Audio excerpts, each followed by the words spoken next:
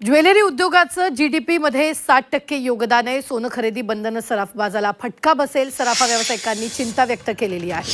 ही सगळ्यात मोठी बातमी आपण पाहतोय. ज्वेलरी उद्योगाचं जीडीपीमध्ये 60% योगदान आहे. सोनं खरेदी बंधनं सराफा बाजाराला फटका बसेल असा व्यावसायिकांनी चिंता व्यक्त केलेली आहे. दरम्यान याबाबत ऑल इंडिया जेम आणि ज्वेलरी असोसिएशनच्या राजेश रोकडेंसोबत चर्चा केली आहे आमचे प्रतिनिधी अमर काणे यांनी.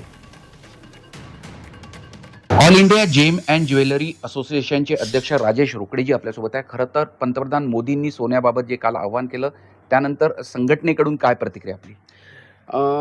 बघा, संघटनेकडे मी हेच सांगेल की हे खूप दुःखद आहे, कारण की ह्या इंडस्ट्रीकडनं जवळजवळ GDPमध्ये 7% योगदान असतं.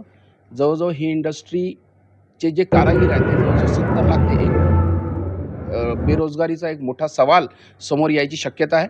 मला असं वाटतं की या इंडस्ट्रीमुळे खूप जास्त रोजगार उपलब्ध ऑलरेडी होत आहे आणि जे प्रधानमंत्रींचं वक्तव्य होतं त्याच्यात मला असं दिसतं आहे की कुठे ना कुठे विदेशी मुद्रा भारताच्या बाहेर नको जायला, त्याच्यासाठी अजून पण भरपूर काही असे मार्ग आहे.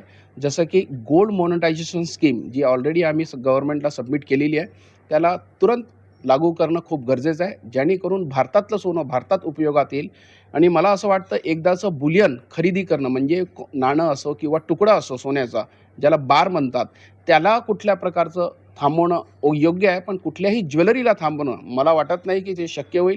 कारण की भारतीय संस्कृतीमध्ये सोन्याला खूप मोठं एक महत्त्व आहे आणि ज्याप्रमाणे सोन्याचे रेट वाढलेले आहे त्याच्यामुळे याला व्यापारिक महत्त्व पण खूप वाढलेलं आहे. त्याच्यामुळे मला असं वाटतं भारतीय संस्कृतीत कुठेही सोन्याच्या दागिन्यांना आजपासूनच नाही, 5000 वर्षापासून जेव्हापासून महाभारत, रामायण तुम्ही याच्यात बघितलं असेल तर प्रत्येक ठिकाणी कुठे ना कुठे ज्वेलरीचं एक वेगळं एक स्थान आहे. त्याच्यामुळे हे खूपच कठीण आहे असं मला वाटतंय. झी मीडियासाठी सुमित सह, अमर काणे, नागपूर.